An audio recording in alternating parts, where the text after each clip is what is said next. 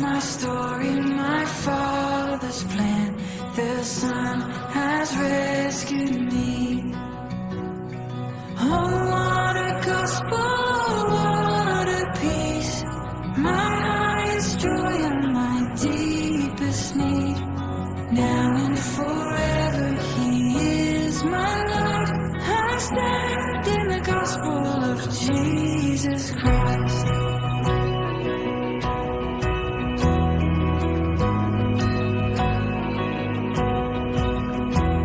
There is one gospel to which I cling. All else I count as lost. For there where justice and mercy meet, He saved me on the cross. No more I boast in what I can bring. No more I carry the weight of sin.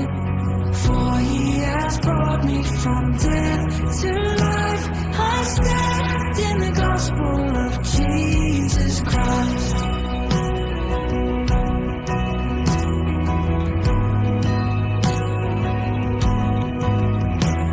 There is one gospel where hope is found.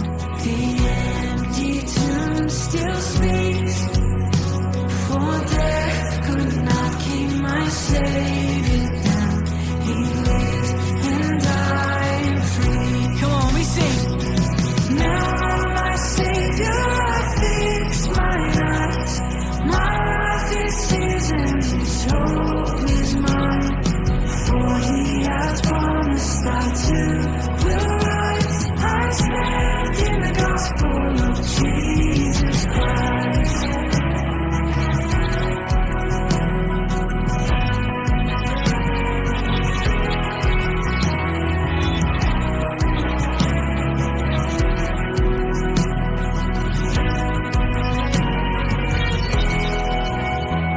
And in this gospel the church is one. We do not walk alone. We have His Spirit as we press on to lead us safely home. Come on. And when in glory still I will sing of this old story that rescued me. Praise to my Savior, the King of life. I stand in the gospel of Jesus Christ. And when in glory still I will sing of this old story that rescued me. Praise to my Savior, the King of life. I stand in the gospel of Jesus Christ. Praise to my Savior, the King of life.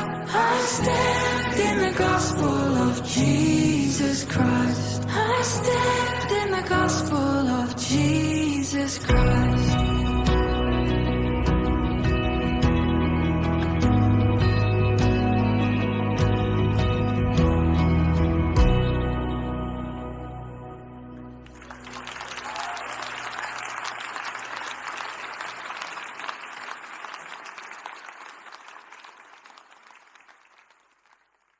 I believe in God, the Father Almighty, creator of heaven and earth.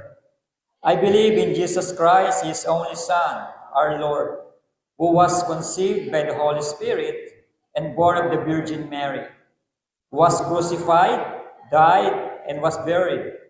The third day He rose again from the dead. He ascended to heaven and is seated at the right hand of God, the Father Almighty. From there, He will come to judge the living and the dead. I believe in the Holy Spirit, the Holy Universal Church, the communion of saints, the forgiveness of sins, the resurrection of the body, and the life everlasting. I believe that God is a triune God, expressed in three persons, God the Father, God the Son, and God the Holy Spirit. I believe the Holy Scripture is the Word of God. It has the final word in all matters of faith and practice. I believe the Holy Scripture is authoritative, true, without error, providentially preserved, sufficient for salvation and Christian living. Amen. At manatili po tayong nakatayo at tayo po makibukas sa ating pong teksto sa umaga pong ito. Ito po ay sa 1 Thessalonians. No, 1 Thessalonians chapter 2. Simulan po natin ito sa verse 17. Verse 17 hanggang chapter 3 po. Medyo mahaba-haba po ito ating pong babasahin. 1 Thessalonians chapter 2 verse 17 hanggang last part po ng chapter 3. Basahin po natin ito ng sagutan. Ako po sa verse 17, kayo po sa 18, at sa last verse po sa chapter 3, verse 13 ay sabay-sabay po tayo. 1 Thessalonians chapter 2 verse 17. But brothers, when we were torn away from you for a short time, in person, not in thought, out of our intense longing, we made every effort to see you.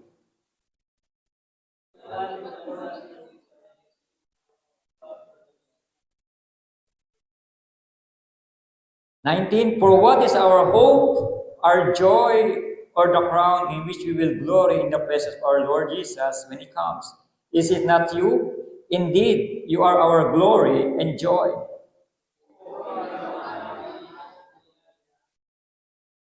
We sent Timothy, who is our brother and God's fellow worker, in spreading the gospel of Christ to strengthen and encourage you in your faith.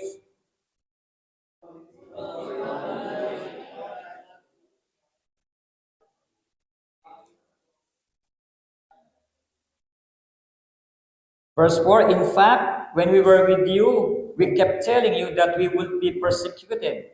And it turned out that way, as you well know.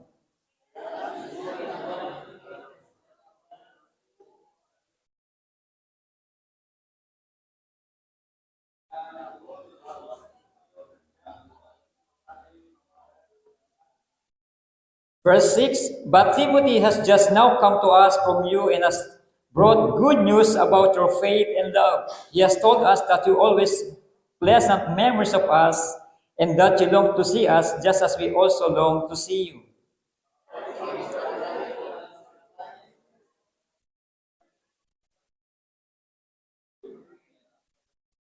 Verse 8, for now we really live, since you are standing firm in the Lord.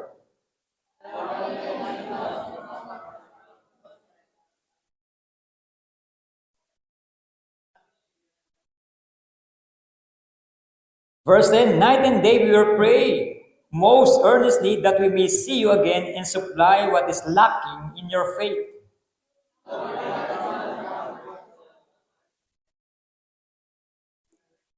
Verse 12, may the Lord make your love increase and overflow for each other and for everyone else, just as ours does for you. Altogether, may strengthen your heart so that you will be blameless and only in the presence of our God the Father, when our Lord Jesus comes with all His holy ones. Tayo po pa sa madaling manalangin.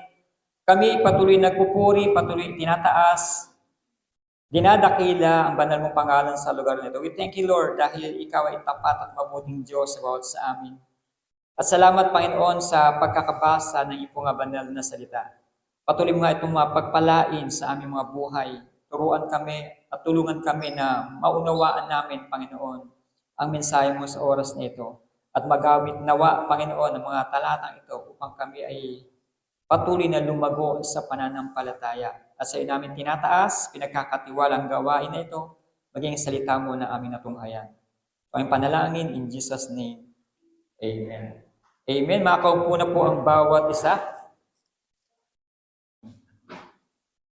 Yung nakaraan po nga, last week po yung ating po nga sermon titles about an edifying hope. No? Yung nakapagpapatatag na pag-asa. No, tayo po nasa series po ng 1 Thessalonians.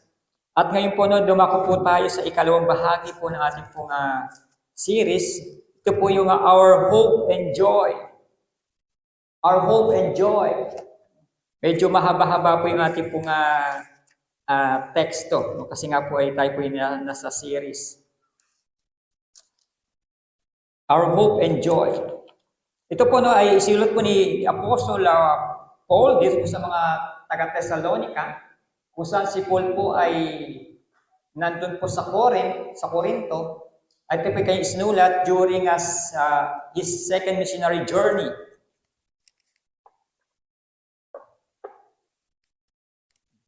Ito po yung ikalawa niya pong pag-mission. No? Isinulat niya po ito at ipinigay po dito sa Thessalonica o Thessalonian. Ang Thessalonica po, no, sila po isa sa mga matapat po na iglesia, isa po sa mga matapat na naglingkod po sa ating Panginoong Diyos. At dito po makikita po talaga natin, yung tema po talaga ito is about the second coming of our Lord Jesus Christ. Yung kanilang buhay na pag-asa, yung kanilang kagalakan, dito po sa muling pagparito ng ating Panginoong Jesucristo. At dito nga po sa ating pong teksto, dito po sa sa 1 Thessalonians chapter 2 hanggang chapter 3 po ng Thessalonian, ay makita po natin yung hope and joy, yung kanilang pag-asa at yung kanila pong kagalakan habang sila po ay nag-aantay sa muling pagparito po ng ating Panginoong Jesucristo. Ano po yung ating pong ano po yung ating pong matututunan dito po sa mga talata kung binasa po natin? Ano po yung ating makukuha po dito po sa mga binasa po nating talata po patungkol po dito sa second chapter po and third chapter ng First Thessalonians. Yung nakaraan po ay edifying hope, ngayon po ay our hope and joy. Una po, tignan muna po natin, ito yung sinasabi ni Apostle Paul na isang mga proseso, the process. Ito po yung kanila pong response dito po sa process, tinatawag po, dahil sila nga po ay patuloy na nagpupuri at nagpapasalamat sa ating Panginoong Diyos sa pamamagitan ng mga alagad. Una po na sina Apostle Paul. Dahil si Apostle Paul po at kanya po mga kasama, sila po yung mga nagtatag po dito. Sila po yung mga nag-mission po rito upang itatag. Ito po ang iglesia sa Thessalonica. No? His continual thanksgiving. Sabi nga po sa verse 13 ng chapter 2, and we also thank God continually. No, si Apostle Paul, maging sina Silas, sina Timothy, ay patuloy na nagpupuri sa ating Panginoong Diyos dahil sa matapat po na pamumuhay ng mga taga-Thessalonica, taga-Thessalonian. His continual thanksgiving. Yung mga patuloy na pagpapasalamat po ni Apostle Paul, ni Silas, maging ni Timothy doon sa matapat na pamumuhay po ng mga taga-Thessalonica. Sabi ito, from us in you. And we also thank God continually because when you received the word of God, which you heard from us, you accepted it not as the word of man, but as it actually is the word of God which is at work in you. Yung pasasalamat ni Apostle Paul, maging kanyang mga kasama dito sa mga taga-Thessalonica, galing kina Paul, from us, kina Paul, para kayo dito po sa Thessalonica, in you. That the word of God is working in you. What you heard from us was actually the word of God, which is now at work in you. Ito po nga ipinamumuhay ng mga taga-Thessalonica, ito yung salita ng ating Panginoon Diyos na ibinigay ni na Apostle Paul, ni na Silas, ni na Timothy. Ito po yung sila po yung nag-evangelize dito po sa Thessalonica. At ito na po yung kanilang, sabi ito yung kanilang bunga ng kanilang pagpapagal doon sa lugar po na yon. The word of God is working in you. Hindi po ito basta salita lamang, hindi po ito basta mga bagay lamang po na ginawa ng tao, kundi ito po salita mismo ng ating Panginoong Diyos na narinig po nila sa pangangaral ng mga alagad. Nagsimula po yung kanilang pananampalataya nung sila po ay nakapakinig ng mabuting balita po ng kaligtasan na ibinahagi po ni na Apostle Paul, ni na Silas at ni na Timothy. No, group effort po ito, hindi po ito si Apostle Paul lamang po, kundi sila po ay grupo, sila po ay magkakasama na ibinabahagi yung matapat na pamamahayag na salita po ng ating Panginoong Diyos. Kaya nga po, nung kailan po na narinig, naunawaan, naintindihan, sila po ay sumampalataya sa mabuting balita po ng kaligtasan. Sabi nga ni Apostle Paul, what you heard from us was actually the Word of God. Yung mga narinig nyo sa amin, sa akin, sabi ni Apostle Paul, ito hindi galing sa akin, ito galing sa Biblia, ito galing sa salita po ng ating Panginoong Diyos na kumikilos at gumagawa ngayon sa inyong mga buhay. So kaya nga po, nung narinig po nito ng mga taga-Thessalonica, o mga taga-Thessalonian, no, sila po ay sumampalataya sa ating Panginoong Jesucristo. Narinig nila, naunawaan nila yung pamamahayag ng mabuting balita at itong salita po ng ating Panginoong Diyos na matapat na naihayag sa kanila, ito ay kumilos, gumawa po sa kanilang mga buhay. No, kaya nga, sabi, which is now at work in you. Ito ay kumikilos sa buhay ng mga mananampalataya po doon. No? Ito po yung proseso, it's the Word of God na nagpo-proseso sa kanilang pakikinig, pananampalataya at gumagawa ngayon sa atong espiritu sa kanila upang sila mamuhay na may kabanalan. Proseso, no? May mga certain process po na ginagawa ang ating Panginoong Diyos sa buhay po ng mga mananampalataya. And the same Word of God and the same, sabihin nga, same text na narinig din po natin nung tayo po ay sumampalataya. Nakapakinig tayo ng mabuting balita ng kaligtasan, nakapakinig tayo ng matapat na pamamahayag na salita ng ating Panginoon. Kaya nga po tayo ay sumampalataya, kaya nga po tayo pinagkalooban din po ng buhay na walang hanggan dahil sa pananampalataya po na iyon. This is the Word of God. Na hindi po ito word of man. Hindi po ito galing sa ibang mga tao, kundi ito ay galing mismo sa bibig po ng ating Panginoong Diyos na gumagawa din po sa atin. The same God na gumagawa doon sa panahon po ni Apostle Paul, the same God na gumagawa din po sa panahon din po natin ngayon. Dahil ang ating Panginoon Diyos is the same yesterday, today, and forever. Yung Diyos noon, Diyos ngayon, at yung Diyos magpakailanman, magpasawalang hanggan ay the same God na sinasamba po natin. O kaya yung pamamahayag po doon, it's the same. Na pamamahayag po sa panahon po natin ngayon, matapat na pamamahayag na salita po ng ating Panginoon. Hindi po lahat ay, sabihin nga, matapat na pamamahayag. At sa panahon din po talaga natin ngayon, napakadami na rin po mga bulaang mga guro, bulaang mga propeta, at laganap na rin po talaga sa panahon natin ngayon. Sabihin, talamak na. Yung sinasabi natin nga, prosperity gospel. Kaya mag-iingat po tayo, napakadaming manloloko po ngayon no, sa social media. Hindi lang po tayo mai-scam physically or personally. Bagi sa social media, nadadaya din po tayo. Kaya mag-iingat po tayo sa bawat mensahe na napapakinggan natin, naririnig natin. Suriin po natin mabuti kung yan po ba talaga ay matapat at tunay na pamamahayag na salita po ng ating Panginoon. Baka dinidistort niya po yung katotohanan ng Biblia. Which is mali pa rin. Mali rin po lahat yun kapag dinistort po natin o binaluktot po natin para umayon lamang po sa kaya gusto na po nilang mangyari. Hindi po sa gustong mangyari ng Biblia, hindi po sa gustong mangyari ng ating Panginoong Diyos. Then binanggit po sa Apostle Paul sa chapter 2 verse 14, sabi nga po ni Apostle Paul, for you brothers, tapikin mo yung katabi mo. Siyempre kung babae, sister. Pero kung lalaki, brother. No? Tapikin mo lang, bro. Saka pagka babae naman, sis.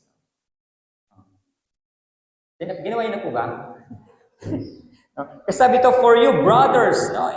Ibig sabihin po ito, hindi lang po ito lalaki. Ito po ay brothers. Ibig sabihin, kapatiran. Sister and brothers po ito in Christ. Sabi po ito, for you brothers became imitators of God's churches in Judea, which are in Christ Jesus. You suffered from your own countrymen the same things those churches suffered from the Jews. This the persecution. Nang binabanggit si Apostle Paul na mayroong persecution po na nangyayari. At sa time po na ito sa chapter 2 and chapter 3, dito na po na under persecution na po yung mga mananampalataya dito po sa Thessalonica. Sila po yung pinipersecute na po. At tandaan po natin, every time na tayo po every time na ipapabuhay po natin ang matapat na salita po ng ating Panginoong Diyos, diyan na po tayo malapit sa persecution. Diyan na po tayo malapit sa mga problema. Diyan na po tayo malapit sa mga trials. Kaya kung ayaw ninyo ma-persecute, ayaw ninyo dumanas ng mga trials and suffering, pero given na po na sa pagiging Kristiyano, ang dumanas po ng napakaraming mga paghihirap, kapighatian. Pero kung ayaw po natin madanas yan, hindi yan pagiging tunay na Kristiyano. Baka yan ay false Christian na tinatawag. The persecution. For you, brothers, became imitators of God's churches in Judea. You suffered from your own countrymen. Sila mismo ay nakaranas ng mga pahirap ng kapwa po nila. Yung kapwa nila, sabiting mga kababayan po nila. Diba sa ibang bansa, kapag nakakita tayo ng mga OFW, o kapag tayo nag-travel abroad, kapag may nakikita tayong mga kababayan natin, di ba, tuwan-tuwa tayo? O bro, kamusta na? Di ba? Alam mo pa lang, sabi nga nila, alam mo daw kapag doon sa isang lugar, let's say sa night market ka o tiyanggian ka sa ibang bansa, alam mo daw kapag may Pinoy. Alam mo ano sabi? Kasi maingay daw. Maingay na nagkukwentuhan. Yung mga grupo ng Pinoy, kapag malalaman daw kapag may mga grupo ng Pinoy, kasi maingay nga na nagkukwentuhan. Kasi kung marinig mo, nagtatagalog or nagbibisaya or nag-Ilonggo. So sabi nga po dito, you suffered from your own countrymen. The same things those churches suffered from the Jew. Sila yung mga Hudyo na pinahirapan din. Sila po ay inusig din po ng kapwa po nila mga Hudyo, kapwa po nila kapwa nila mga kababayan na tinatawag. And it displeases God. It displeases God. Na hindi po talaga natutuwa ang ating Panginoon Diyos po sa mga bagay po ito na every time na tayo po ay nape-persecute. Tayo po ay, sabihin po natin na pinapahirapan ng ibang mga tao. Lalong-lalo yung mga kababayan po natin. Lalong-lalo na rin po yung kapwa po natin mananampalataya. Imagine, kapwa mo mananampalataya nagpe-persecute sa iyo, kapwa mo mananampalataya ang nag-judge sa iyo, o kapwa mo mananampalataya ang umuusig sa iyo. And it displeases God. And everyone who rejects Jesus displeases God. At maging doon din po yan, bago po ipako ang ating Panginoon sa Kristo, doon po sa Krusang Kalbaryo, bago po siya ipako po doon, talaga siya po ay nireject ng kanyang kababayan, ng kanyang bayan. Lalo po ng kanyang pamilya, iniwan po siya ng kanyang pamilya at ng kanyang bayan. Nireject po siya talaga po, siya po iniwan. Everyone rejects Jesus, displeases God. At ang lahat po ng tumanggi sa mabuting balita po ng kaligtasan, hindi po talaga matutuwa ang ating Panginoong Diyos po niya. Kundi siya po ay napopuot sa mga taong patuloy na tatanggi sa ating Panginoong Diyos. The persecution. Naghahanap na po ang sabiting na persecution po sa panahon po nila sa time po ito, isinulat sa chapter 2 and chapter 3. Nandiyan na po yung may mga maling katuruan na lumalabas. Kaya nga po nung sa chapter 5, diyan na po lumabas yung naguguluhan na po yung mga taga-Thessalonica about their faith.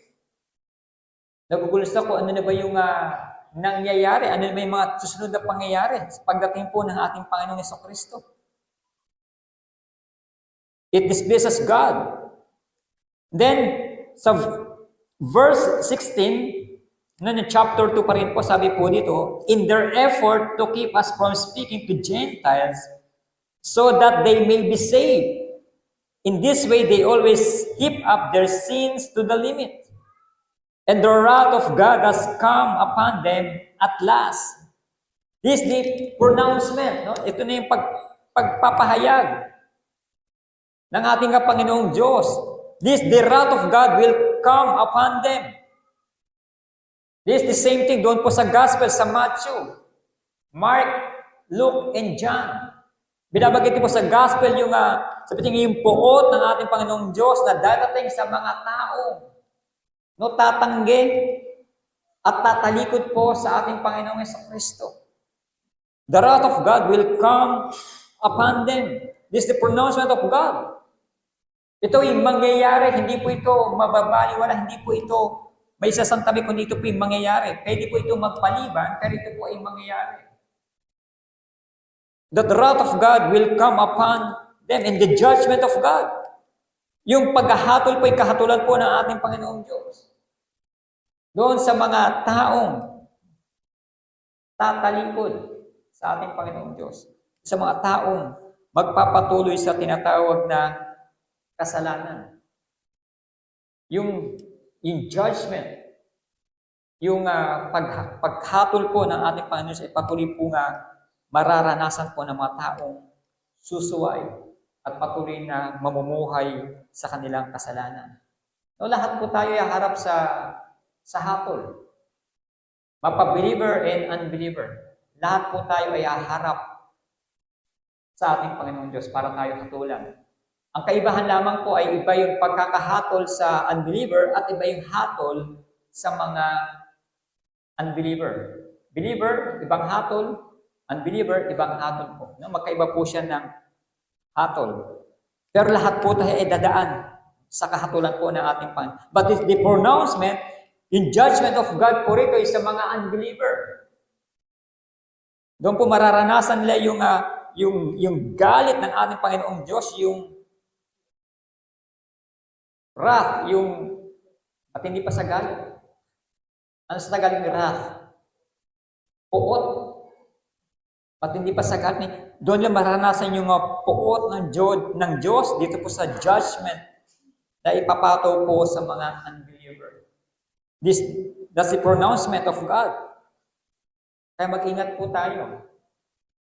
Baka mamaya, isa tayo sa kabilang na kinapupuotan ng ating Panginoon. Kaya lagi mo sinasabi, di ba, hindi po lahat ng nasa iglesia ay maniligtas. Hindi po lahat ng tumatawag sa ating Panginoong Jesucristo na, Lord, Lord, shall enter into the kingdom of God.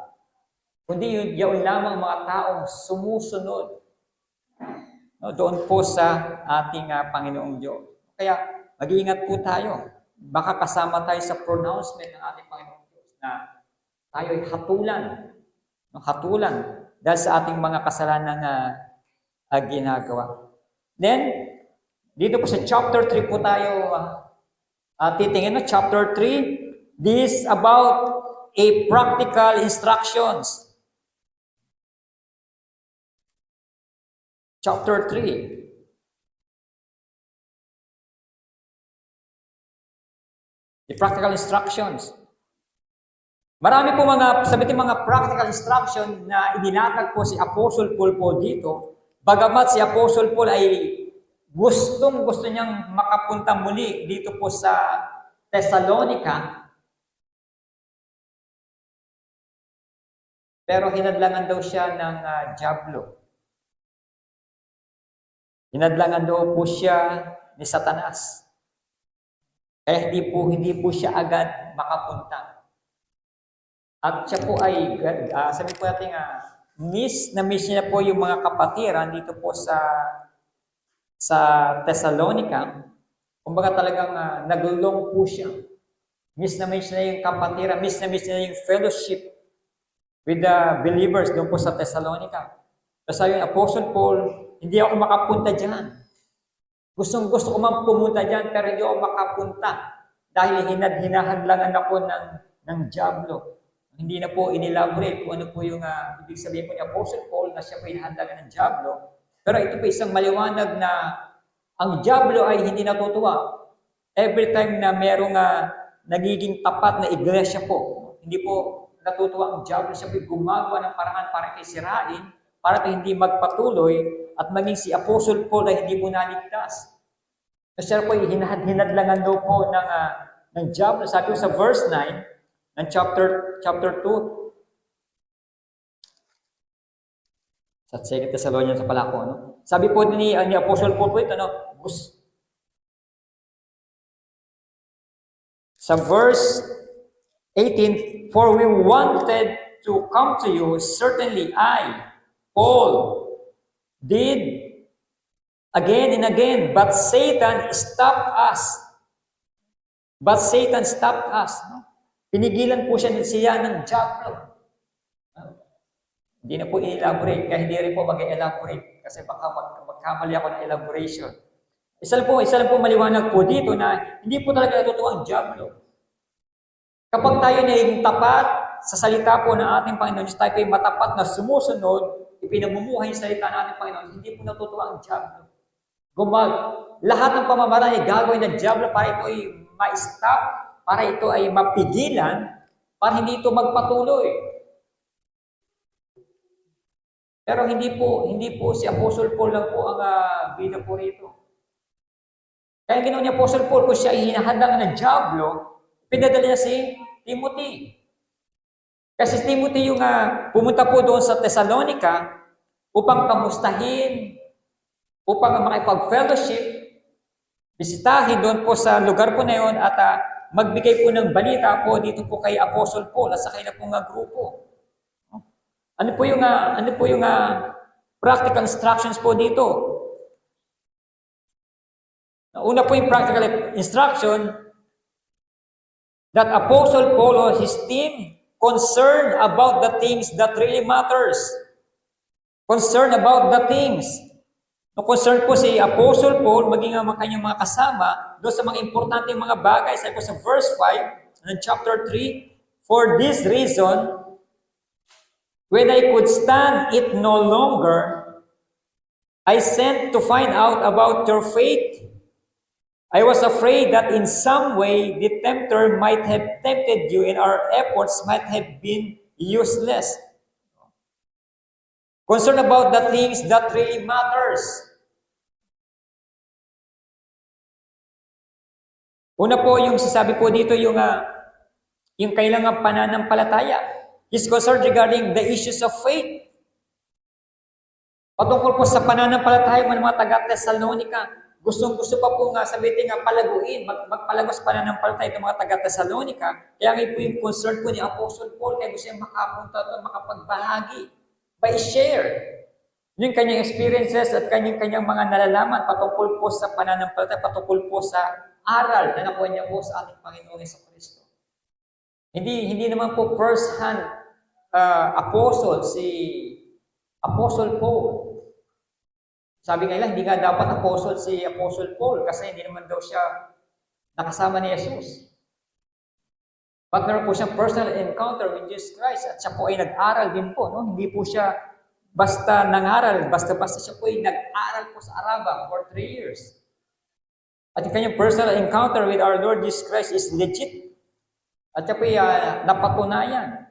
Kaya nga po, siya po ay tinaguran din po hindi nga lang po siya apostle. No? Super apostle pa nga. Super apostle. Kaya, ito po yung balita po sa kanya. No? Na nag-aalala siya si Apostle Paul dito sa pananampalataya ng mga taga-Thessalonica baka sila ay mabalig sa ibang mga katuruan. Bagay sa Galatia na mabalig sa ibang mga katuruan. Kaya he's concerned regarding the issues of faith. Bisa tatanungin natin, naunawaan po ba natin yung pananampalataya? Ano ba yung pagkakaunawa natin patungkol sa pananampalataya? Ito ba yung mga bagay na nakikita natin? Na sinasampalatayahan natin, mga bagay na nakikita natin?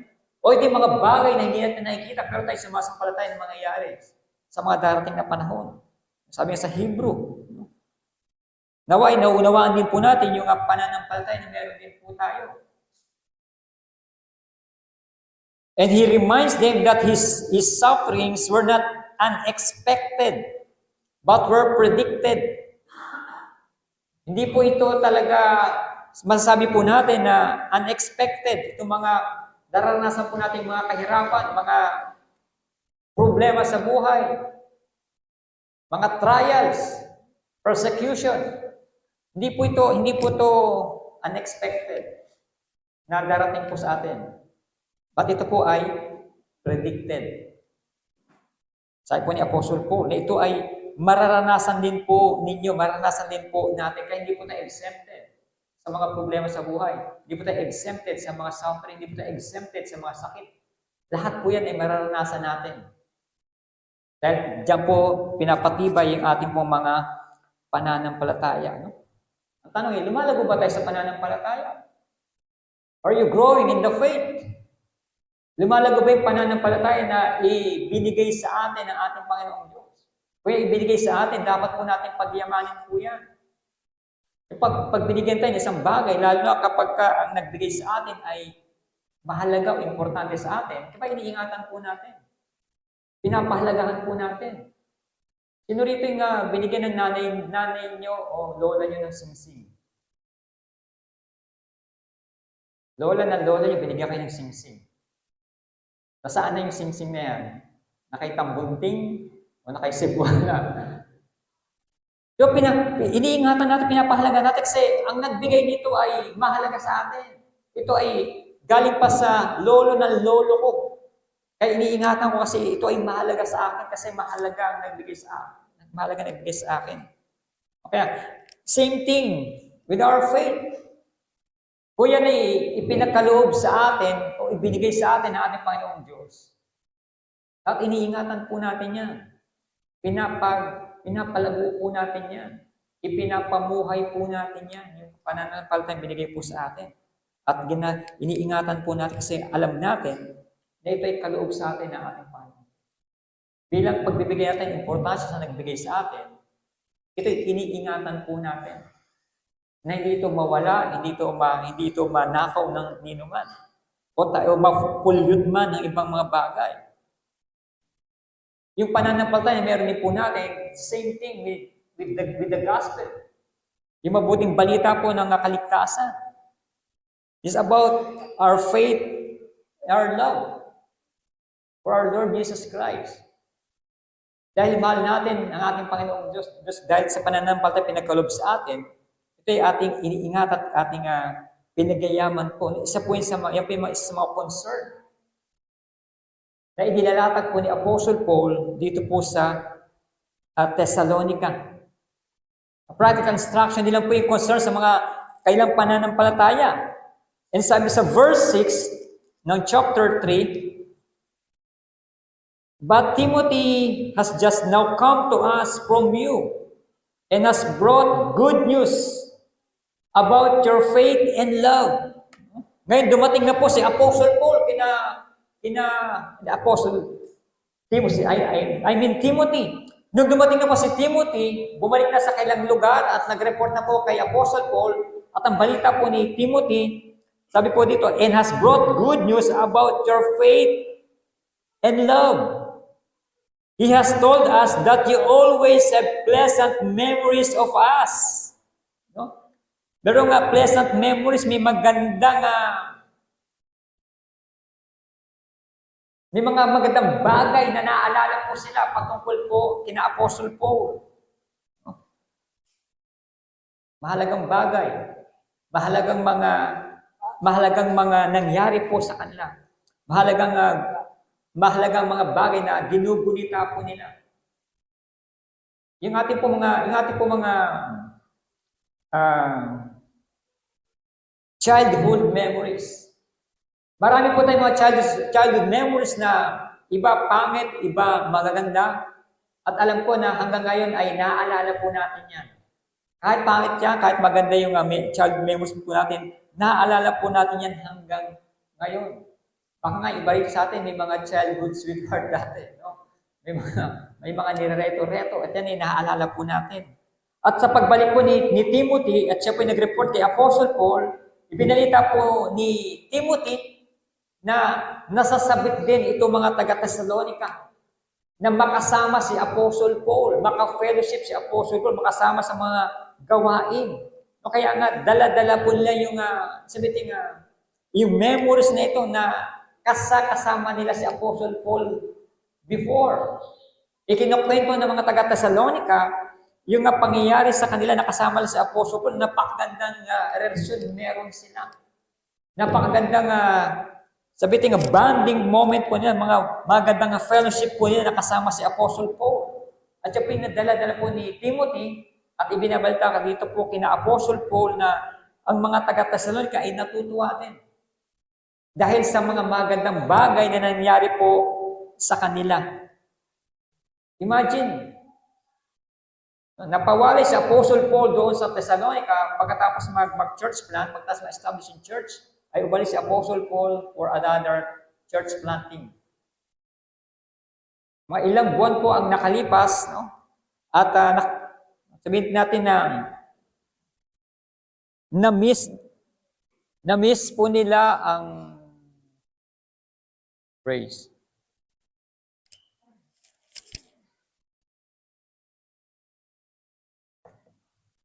Na-miss po nila yung samahan po yung bonding moment po nila. Na-miss po ng mga taga-Thessalonica at ni Apostle Paul. At nawa, ganun din po yung ating po mga nararanasan. Yung ating mga damdamin patungkol sa mga kapatiran din po natin, sa mga kapwa natin na manggagawa sa ubasan po ng ating Panginoon Diyos na meron tayong magandang memories, meron tayong pleasant memories sa kanila kahit man sila ay nasa malayong lugar, nasa probinsya, nasa ibang bansa, o nandun sa nag-migrate na po sa ibang lugar, na meron tayong tinatawag ng magandang memories po no, na kasama po nila. Hindi po yung painful memories, kundi pleasant memories. At may nabasa po isang quotation, sabi po doon, some of us are better at making painful memories than we are making pleasant memories. Nawa, no? Ganun. Yung attitude po ng mga taga-Thessalonica ay ganun din po yung maging attitude din po natin bilang mananampalataya sa ating mga kapwa mananampalataya. Nasa malayong lugar man yung ating mga kapatiran, ginugunita pa rin nila o dapat din natin gunitain yung mga magandang bagay na nangyari po sa atin, no? At nangyari po sa kanila. At sila po ay tuwang-tuwa dito po sa balitang hatid po ni Timothy. Positive po yung naging dating po ng pagbisita po ni Timothy dito po sa Thessalonian Church. Has brought good news about your faith and love. He has told us that you always have pleasant memories of us and that you long to see us just as we also long to see you. Talagang sabik na sabik po sila by si Apostle Paul. Ang pakiramdam po ni Apostle Paul ay siya po yung tatay at sabik na sabik po siyang makita, mayakap po yung kanyang mga anak. At ganoon mga anak sa Thessalonian believers, gustong-gusto nilang makita yung kailang tatay na si Apostle Paul. No? Yung kailang kasabikan po no, na magkita po. At hindi lang po yan, isa sa mga practical instruction din po yung making an impact. No, making an impact. That's verse 7 to verse 9 in chapter 3. Therefore, brothers, in all our distress and persecution, we were encouraged about you because of your faith. For now we really live, since you are standing firm in the Lord. How can we thank God enough for you in return for all the joy we have in the presence of our God because of you? No? Making an impact. For now, we really, nabubuhayan kami ng loob. Ito po yung naging impact po no, dito po sa Apostle Paul. Nabubuhayan sila ng loob dahil sa mabuting report po, magandang report po ni Timothy, magandang pangyayari po dito po sa Thessalonian Church. Nabubuhayan kami ng loob, sabi po ni Apostle Paul. For now, we really live. Dahil sa pananampalatayang lumalago doon po sa Thessalonica. Ito yung bunga ng pangangaral ni na Apostle Paul, ni na Silas, and ni na Timothy. Lumalago po yung kailang pananampalataya. Sila po yung namumuhay ng tapat na sumusunod po sa ating Panginoong Diyos. Kaya nga, natutuwa po si Apostle Paul. Minsan sila ay napapersecute si Apostle Paul, minsan sila ay nangihina. Dahil sa mga balitang ito, sila po ay lumalakas dahil alam nila itong mga mananampalataya sa Thessalonica ay nagpapatuloy sa paglilingkod ng tapat sa ating Panginoong Diyos. And you are standing firm in the Lord. Isa po sa mga impact po. No, kapag kayo nanatiling matatag sa pananampalataya. Sa verse 8. Since you are standing firm in the Lord. Kapag kayo'y nananatiling matatag sa pananampalataya, kami ay nagagalak, kami ay natutuwa sa nangyayari sa inyo. Kaya kasi Apostle Paul, maging kanyang mga kasamahan ay nagagalak po sa pangyayari o mga nagaganap po sa Thessalonian Church. Doon sa mga mananampalataya po dito po sa Thessalonica, dahil sila po ay nananatiling matatag sa kanilang mga pananampalataya. Hindi po sila nangihina, bagamat sila ay na-persecute. Maraming mga false teachers, maraming false believers din po sa panahon po nila, pero sila po ay nanatiling matatag. Dahil sila ay founded, rooted in the Word of God. O kaya, kung tayo po ay founded and rooted in the Word of God, mananatiling matatag po tayo sa ating pananampalataya. Dumating may bagyo, dumating may unos sa ating buhay, mananatili po tayong nakatayo. Dahil ang foundation po natin ay nakatungtong po doon po sa bato, hindi po sa buhanginan. O kaya mananatili pong nakatayo, mananatili pong matatag yung pananampalataya na meron tayo because it's founded in the Word of God. And we just cannot say thank you enough. Sabi sa verse 9. How can we thank God enough for you in return for all the joy we have in the presence of our God because of you? Naggagalak at hindi, sabihin, walang pagsidlan, walang paglagyan yung kagalakan ko na nararamdaman si Apostle Paul. Kaya hindi niya alam kung paano pasasalamatan ng ating Diyos na buhay.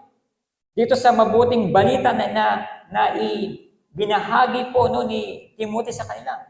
Yung sa mga pangyayari po dito po sa Thessalonica. We just cannot say, thank you, Lord.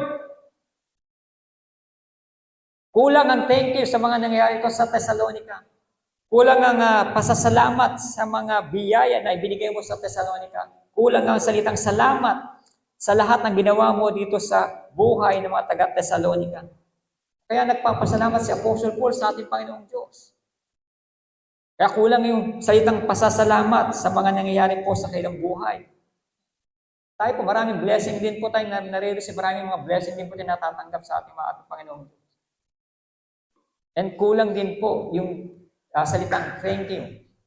Kulang din yung salitang pasasalamat upang pasalamatan ang lahat ng mga bagay na nangyayari po sa ating buhay. Bonus na lang po yung mga material na bagay kung meron naman tayo.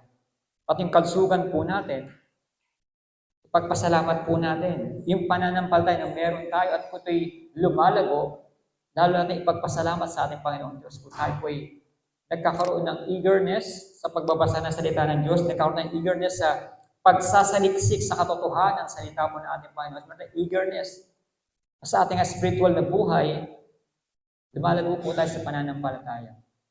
Nauuhaw po tayo sa katotohanan. Ibig sabihin, lumalago po tayo sa pananampalataya. Hindi po tayo complacent, hindi po tayo nakaupo lang sa isang tabi at walang ginagawa.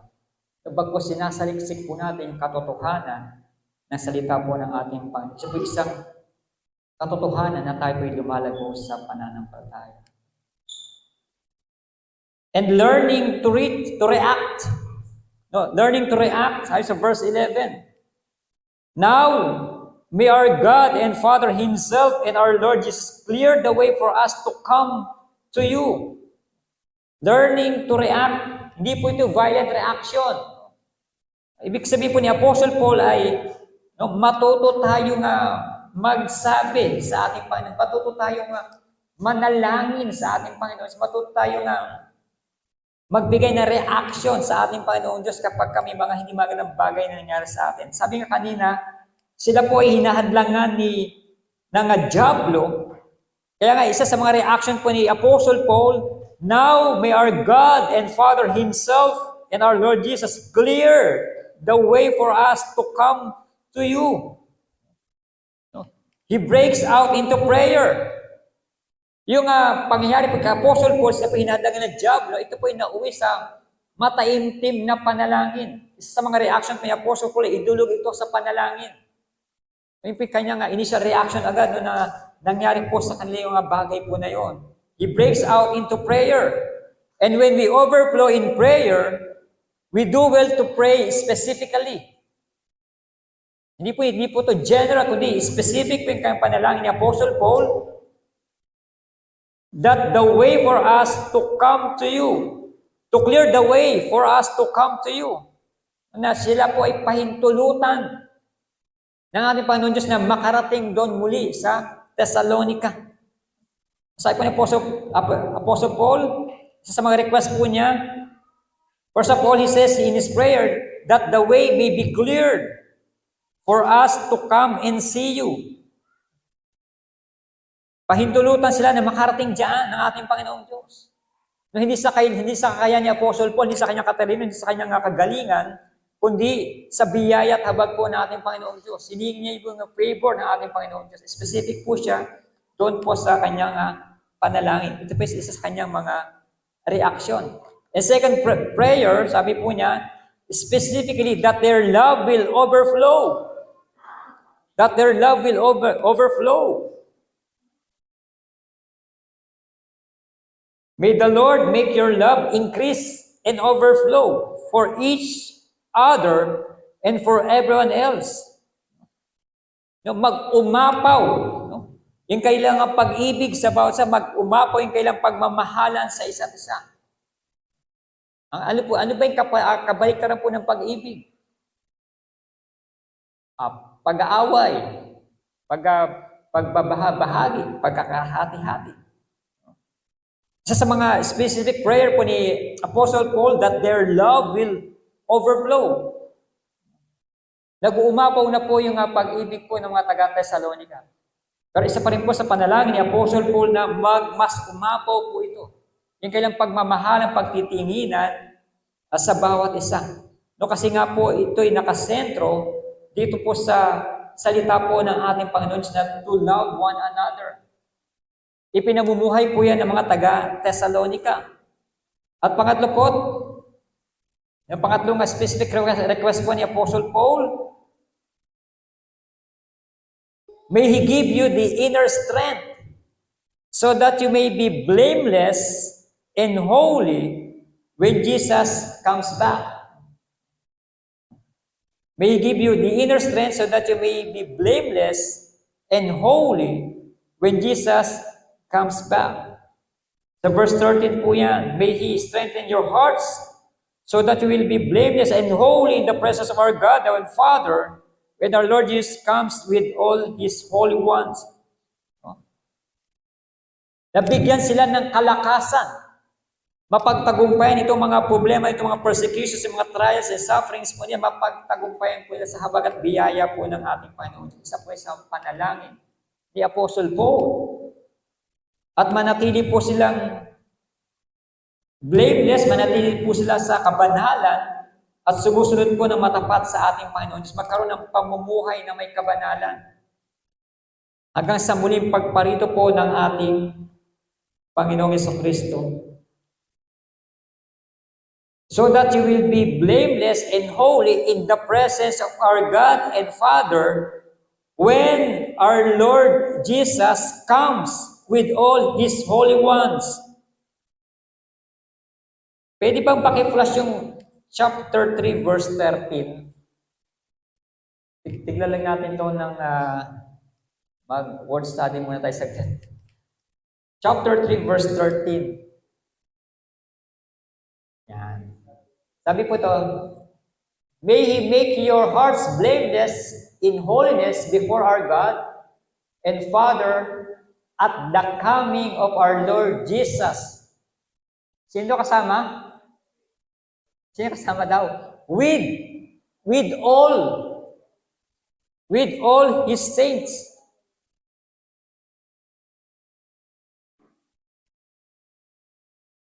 Tama ba pagkakabasa ko? No. Merong kasama. May kasama ang ating, sa pagbabalik ng ating Panginoon Jesucristo, meron po siyang mga kasama. With all His saints. Sino yung mga saints na tinutukoy po rito? Ito ba yung mga santo, sina Saint John, sina Saint Matthew, sina Saint Mary ba tawag sa kanya? Ano, sina Saint Paul, Saint Peter, yung po tinutukoy na saint po dyan. Yung saint po na tinutukoy po dyan ay yung mga mananampalataya. Kung tayo po ay bilang mananampalataya ng ating Panginoon Jesucristo, tayo po yung mga living saints na tinatawag. Pero sabi po dito, at the coming of our Lord Jesus with all His saints. Sa pagparito ng ating Panginoon Jesucristo, kasama niya tayo. Kung ano po natin, no? Kasama niya tayo sa kanyang muling pagparito. Okay. Yung po yung topic natin next week. No, ano po natin, i-reserve muna po natin ngayon yan. No? Ihang muna po natin question. Yan po yung topic natin next week. No? Nakasalalay po dyan yung ating pong topic next week. Bakit kasama tayo? Di ba, nandito pa nga tayo, wala pa nga tayo. Bakit tayo kasama dyan? Sabi ni Apostle Paul. Next week po yan. But isa po sa mga specific request po ni Apostle Paul na tayo daw ay bigyan ng lakas na mapagtagumpayan itong lahat ng mga nangyayari po sa ating buhay na ito, mapasakit man yan, mapaproblema man yan, mapapera man yan, relasyon man yan, ano man yung problema sa buhay. Yun po isa sa mga panalangin ni Apostle Paul na bagamat tayo ay nakaranas ng kanyang mga problema, o persecution, we're persecuted by our family, tayo pa rin manatiling tapat sa ating Panginoong Diyos. Mamuhay ng may kabanalan sa gitna ng mga problema na nakapaligid po sa atin. At gawin po daw natin to hanggang sa muling pagparito ng ating Panginoong Jesucristo. Na tayo ay makasama niya. Siyempre, tayo ay makasama niya sa kanyang pagbabalik dito. Parang magulo yata, no? But next week, maunawaan po natin yan. No? No, learning to react. Na matuto po tayo na magbigay ng pahayag sa ating Panginoong Diyos sa mga pangyayari po sa ating mga buhay sa pamagitan po ng specific prayer. Hindi po ito general, kundi specific po yung panalangin po ni Apostle Paul. No? Okay na po, our hope and joy. Ito po yung pag-asa at kagalakan po ni Apostle Paul dito po sa mga taga-Thessalonica at ganoon din po no, yung kailangan hope and joy na naka-angkla, naka-rooted, founded no, in the Word of God. Rooted and founded dito po sa ipinangaral ni Apostle Paul dito po sa Thessalonica. At maging si Apostle Paul, yung kanyang pag-asa, yung kanyang kagalakan, ay naka-angkla din po no, doon sa aral na natanggap niya po sa aming Panginoong Jesucristo. Kaya kung wala po tayong Kristo sa ating puso, wala po tayong hope. Wala rin po tayong joy. Kaya yan po ay nakasalalay, no? Doon po sa relasyon po natin sa ating Panginoong Diyos. Kaya kung meron tayong Kristo sa ating puso, I'm sure, 100%, meron po tayong hope. Meron po tayong joy sa ating puso. At yan po ay nakikita po sa ating pang-araw-araw na pamumuhay. Kagaya ng pamumuhay na ginagawa po ng mga taga-Thessalonica, nakikita po yung kailang pag-asa, nakikita yung kailang kagalakan sa paglilingkod po sa ating Panginoong Diyos. May kagalakan po ba tayo maglingkod sa ating Panginoong Diyos? Kayo po ba o tayo po ba ay nagagalak sa ating paglilingkod? O tayo ay nag-burn out na po sa paglilingkod sa ating Panginoon. Nawa, at sa mga panalangin ni Apostle Paul, bago pa man dumating ang ating Panginoong Jesucristo, tayo ay makitang tapat na sumusunod at naglilingkod sa ating Panginoon. Sa ating pong conclusion, sa ating pong pagtatapos, makibukas po tayo sa ating pong teksto sa 1 Thessalonians chapter 2, verse 19 hanggang 20. Ito po yung ating conclusion po. Ito po yung hope and joy ni Apostle Paul. At hope and joy din po ito ng bawat isa. 1 Thessalonians chapter 2, verse 19 and 20. Sabi po rito, for what is our hope, our joy, or the crown in which we will glory in the presence of our Lord Jesus when He comes? Is it not you? Verse 20, indeed, you are our glory and joy. Sa Tagalog po ng hibat, kayo lamang ang aming pag-asa, kaligayahan, at ang koronang may pagmamalaki namin sa harap ng Panginoong Jesucristo no pagparito niya. Di ba't kayo, yung mga mananampalataya po, no, na matapat na naglingkod sa ating Panginoon Diyos. No? Sila yung pag-asa, kaligayahan, at koronang may pagmamalaki ng mga alagad. No? Pagparito po ng ating Panginoon Diyos. Ang bottom line is yung matapat na pagpapahayag, pagbabahagi ng salita po ng ating Panginoon sa ipinamumuhay ng mga taga-Thessalonica. At nawa, yung buhay na ipinamumuhay nila sa matapat na pamamahayag ay ganun din pamumuhay. Nawa ang maipamuhay po natin habang tayo po ay narito po sa lupa. And we can experience hope and joy when we put Jesus first, others next, and yourself last. At tayo po'y pasamandaling manalangin, tayo po'y tumayo. We praise you and we thank you, Father God, sa oras na ito dahil sa biyaya na patuloy pinagkakaloob sa bawat sa amin. Salamat, Panginoon, dahil ang kagalakan at aming pag-asa ay nagmumula sa iyo. At ay nagmula sa matapat na pamamahayag ng ibumabuting balita ng kaligtasan. Salamat, Panginoon, sa biyaya na patuloy mo ibinibigay sa iyong mga anak. At maging ang pag-asa namin, Panginoon, sa iyong muling pagparito. Kung gaano nagagalak ang mga taga-Thessalonica sa iyong muling pagparito, ay ganon din, Panginoon, kami nagagalak, Panginoon, sa pag-asang ikaw ay muling paparito. At makapiling ka namin, Panginoon. Makapiling mo kami, Panginoon, sa iyong kaharian. We thank you, Lord, sa mga pangakong ito na patuloy namin panghahawakan. Dahil ito ay ipinangako mo sa iyong mga anak. Ipinangako mo ito sa iyong mga lingkod. Ipinangako mo ito, Panginoon, sa iyong mga pinili. Kaya salamat, Panginoon, at panghahawakan namin ang mga pangakong ito. Sa iyong muling pagparito, ay kami isasama mo sa iyong kaharian. Kaya salamat, Panginoon, sa iyong mga salita.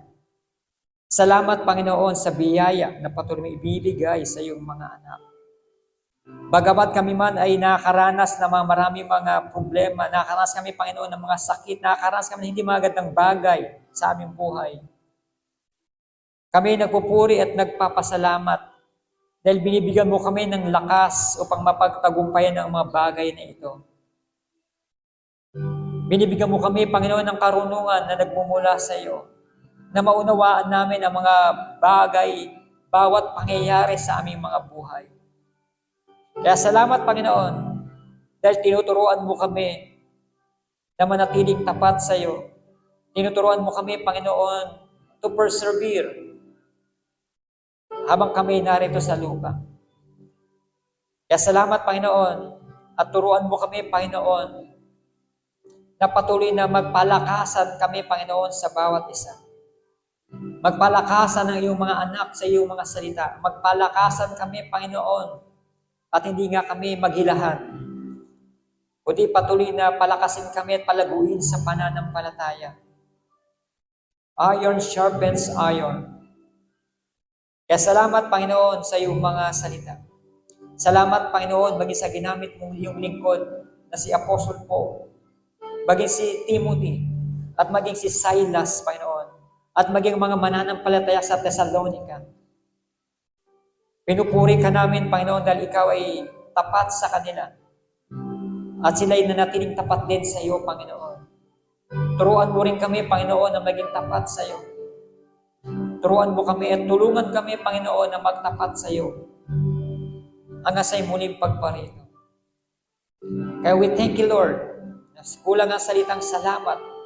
Maging sa sinabi ni Apostle Paul, kulang ang salitang salamat upang pasalamatan ka sa biyaya na patuloy mong ibinibigay sa bawat isa.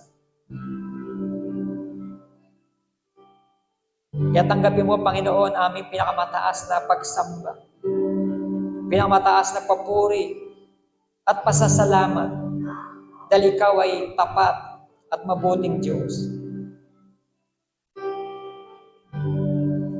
We thank you, Lord, sa oras na ito. We thank you, Lord, sa lahat ng ginagawa mo sa aming mga buhay. We thank you, Lord, lalo-lalo na sa kaligtasan na ipinapagkaloob mo sa bawat isa. Hindi ka nagkulang, Panginoon. Bagkus sapat-sapat ang iyong habag at biyaya na patuloy naming nararanasan sa aming mga araw-araw na pamumuhay. Kaya wala kaming masabi kundi salamat, Panginoon. Dahil ikaw ang aming Diyos. Ikaw ang aming Diyos na buhay na nakakita at nakakaalam ng lahat ng mga bagay.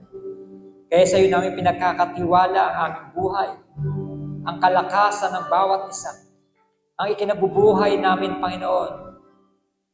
At ang pag-iingat ay patuloy nawa na maranasan ng iyong mga anak maging sa mga oras na ito. Kaya tanggapin mo ang pinakamataas na papuri, pagsamba, at pasasalamat dahil ikaw ay tunay at buhay na Diyos. And to Him who is able to keep you from falling and to present you faultless before His presence with exceeding joy. To the only wise God, our Savior, be glory and majesty, dominion and power both now and evermore. May the grace of our Lord Jesus Christ and the love of God and the fellowship of the Holy Spirit be with you all. Amen.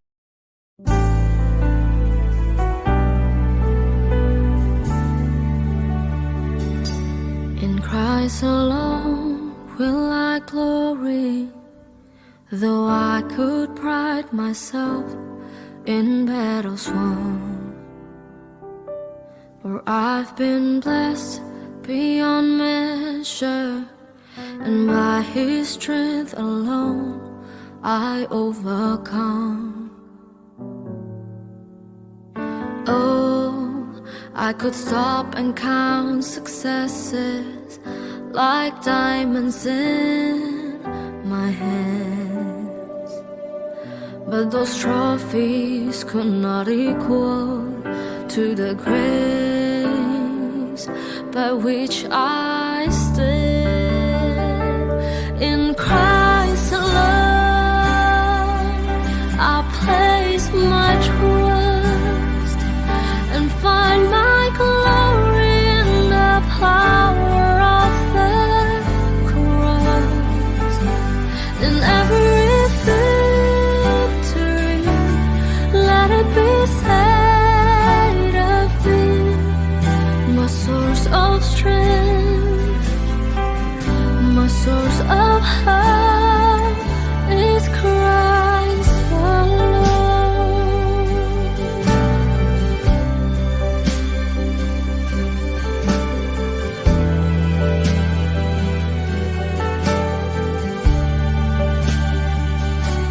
In Christ alone do I glory, for only by His grace I am redeemed. For only His tender mercy could reach beyond my weakness to my need. And now I seek no greater honor to know you more, and to count my gains but losses to the glory